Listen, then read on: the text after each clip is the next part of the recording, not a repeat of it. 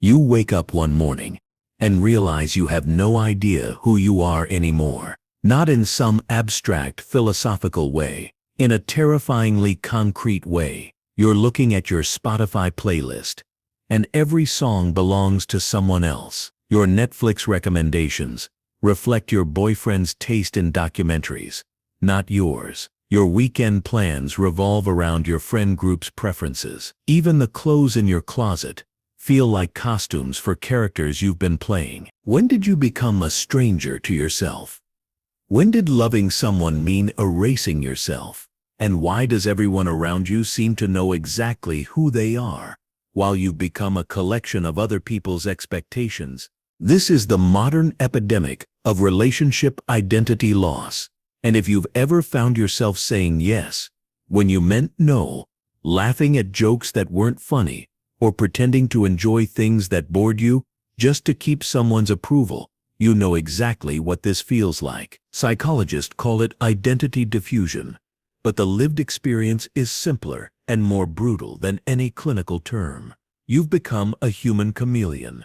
Your colors change so automatically, so seamlessly, that you've forgotten what your original shade even looked like. And the cruelest part, this adaptation mechanism that's destroying your sense of self is actually working. People do like the versions of you that you create for them. Your boyfriend loves how easygoing you are.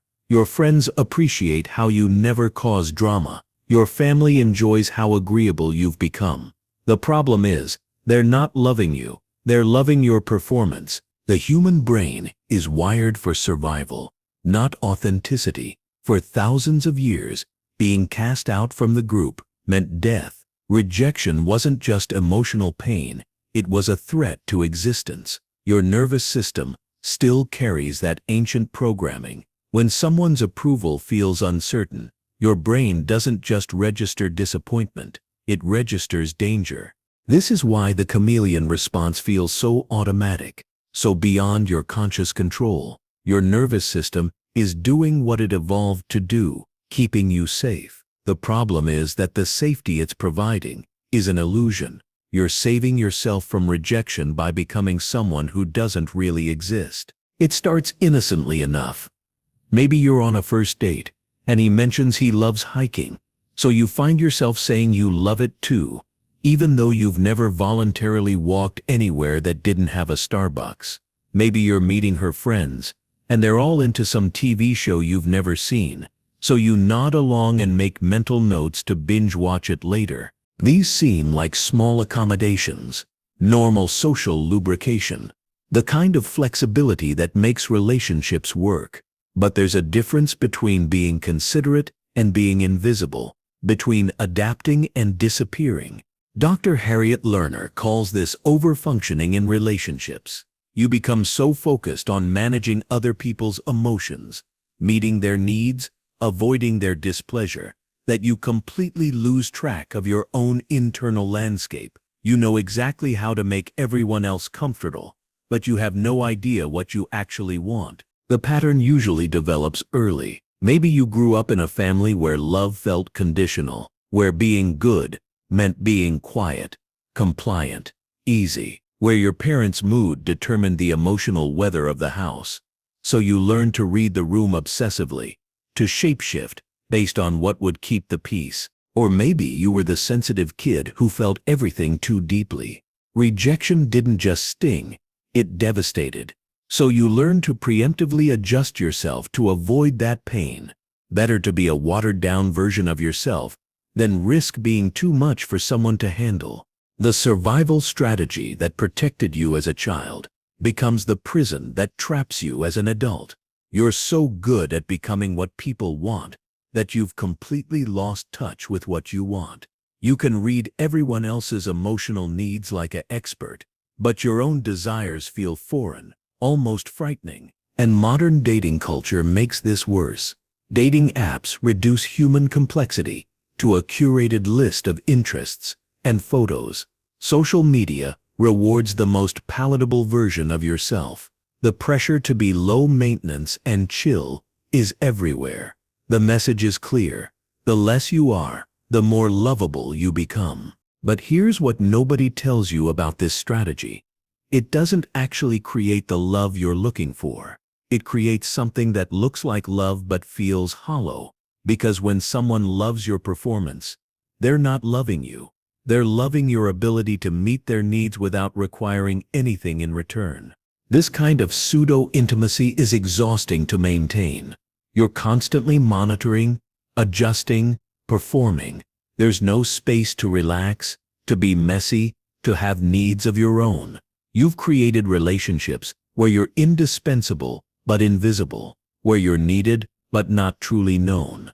The tragedy is that the very thing you're doing to secure love is preventing real love from happening. Authentic intimacy requires two whole people showing up honestly. But if one person is constantly shape-shifting, constantly performing, there's no real person there to love. Dr. Sue Johnson, who developed emotionally focused therapy, talks about this as protest behavior. When your true self gets consistently ignored or rejected, it doesn't just disappear, it goes underground. It starts expressing itself through anxiety, depression, resentment, or emotional numbness. Your psyche is protesting the abandonment of yourself. This is why people pleasers often find themselves in relationships that feel safe but empty. Why they wake up one day feeling like they're drowning in their own life. Why they can't understand why they feel so lonely when they're surrounded by people who care about them. The people in your life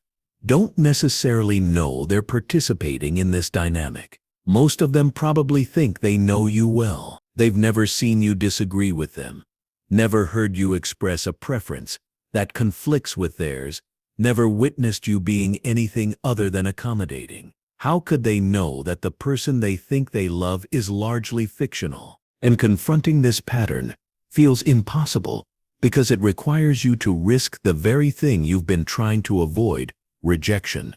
To start showing up authentically means accepting that some people might not like the real you. It means letting go of the illusion of control you've had over other people's feelings toward you. But here's what research on healthy relationships actually shows. People are more attracted to authenticity than perfection.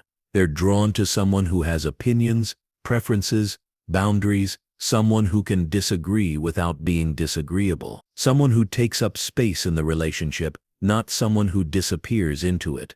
This doesn't mean you need to become selfish or combative. It doesn't mean steamrolling over everyone else's needs. It means finding the difference between being considerate and being invisible, between compromising and disappearing. Real relationship skills look different than what you've been taught. Instead of reading the room to figure out what version of yourself to present, you learn to read yourself, to check in with your own feelings, needs, and preferences, to speak up about them clearly and kindly. Instead of preventing all conflict by agreeing with everything, you learn that healthy relationships include productive disagreement, that two people can want different things and work together to find solutions that honor both of their needs. Instead of making yourself smaller to avoid rejection, you learn that the right people will appreciate your full dimensionality, that someone who can only love you when you're performing isn't capable of the kind of love you actually want anyway.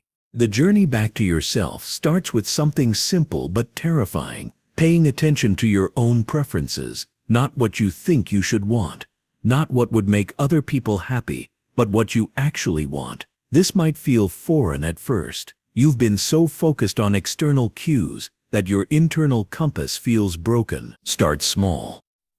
What do you actually want to watch tonight? What kind of food sounds good to you right now? How do you want to spend your Saturday morning? These tiny acts of self-awareness are the foundation of a bigger reclamation project, and it requires learning to tolerate other people's disappointment. This is perhaps the hardest part. When you start setting boundaries, expressing preferences, saying no to things you don't want to do, some people will react. They might be confused, frustrated, even angry. They've gotten used to the accommodating version of you, and change feels threatening. But their disappointment is not an emergency. You are not responsible for managing everyone else's emotional reactions to your authenticity. Your job is to show up honestly and kindly, not to ensure that everyone is always happy with you. The most beautiful thing about reclaiming yourself is that it creates space for real intimacy. When you stop performing and start being, you give other people permission to do the same. You create relationships based on genuine compatibility rather than careful management. You discover that the love you can receive as your authentic self, even if it's less universal, is infinitely more nourishing than the love you could earn through performance. Because it's actually love for you, not love for your ability to disappear. Your true self is not too much. It's not too difficult. It's not too complicated for the right people to handle. The right people want to know your opinions, your preferences, your boundaries. They want to love someone real, not someone who's constantly auditioning for their approval. You are not a supporting character in other people's stories. You are not a service provider in your own relationships. You are a whole human being with your own inner world, and that world deserves to be known, honored, and loved exactly as it is. The mask you've been wearing may have kept you safe, but it's also kept you lonely, and you don't have to live that way anymore.